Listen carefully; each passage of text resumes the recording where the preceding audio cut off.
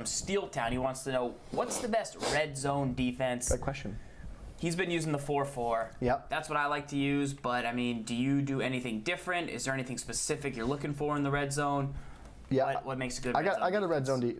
I have two different red zone defenses where, you know, my first question is, do I think they're going to run versus do I think they're going to pass? And that's a question you need to kind of determine from like the way your opponent plays.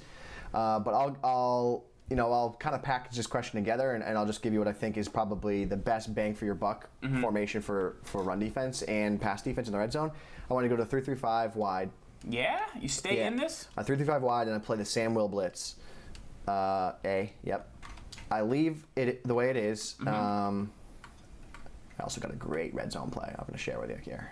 We got a question like that coming up. Okay. So save that bet. I will. So in the red zone in this instance, I'd call baseline press. Pinch the line, crash it down, and yell the linebackers, zone them all, and then put your outside corners into flats. And then I user the deep safety in the deep zone. This guy. Yep. So now you have the seam flats that will play man up if it's the appropriate route, which is great. You have defenders in hard flats to take anything quick away, and if they roll out, you push it in and send them. And you got 3 hooks directly over the middle of the field where like a lot of people want to throw the ball. Yeah, they do. So the one thing that can potentially hurt you here are your run fits. So if you show your run fits, like they're kind of all over the place because of the line crash down. So that's the one. But the line crash down is going to give you better pass support, like because you're going to get a better pass rush. You're going to get one-on-one matchups on the interior of the offensive line. But like the coverage is superb. Like there's like it's lights out coverage. Yeah. Like if you want lights out coverage, I would recommend using this setup. So this setup, the 3-3-5, which we call a lot anyways, but baseline, which is Y right on the D-pad, Y down on the D-pad. Pinch my line. Yeah. LB left stick down, LB left stick up. I think the LB on this controller is RIP. But and then flat on the outside, which is A, and then left on the D-pad. Yep. And then global RB right stick up. Yep.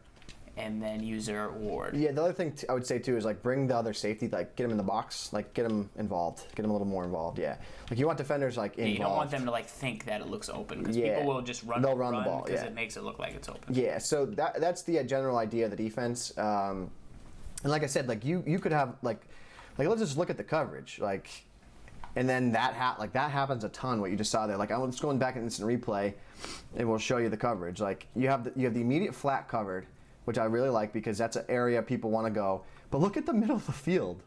Like you have so many defenders directly over the middle of the field. Like who are you throwing to there? Like, and then look at the right side. Like the right side, you got that guy doubled with the flat and the buzz.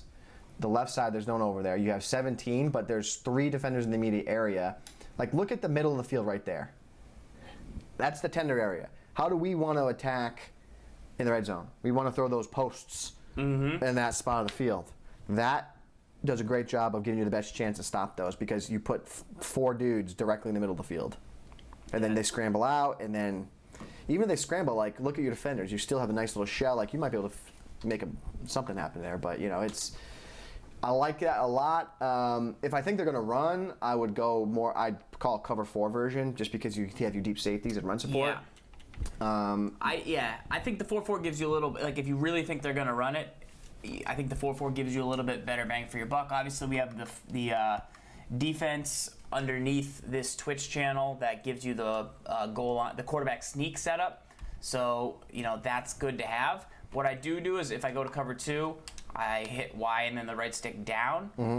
You've got my mind changed on these hooks, though. On having the hooks out there can't be bad. So I'm trying to think about that, but when I do shade down, the only place I get beat deep is behind the hard flats, like deep in the corner. See, that's the only place I really get beat. I just don't find any value in deep zones in the deep. I agree. I So agree. that's my problem with the cover 2 invert is like when I go back and I look at game film. Maybe it's like this. That's what. Yes, you know? Much better. Because my problem is like no one attacks like on the screen here. Like no one attacks like the deep corner. Like they attack like the general middle of the field. They'll attack the flats or and anything near the goal line. This is pretty good balance, and you don't really want vert hooks either. You kind of want the spot drop hook.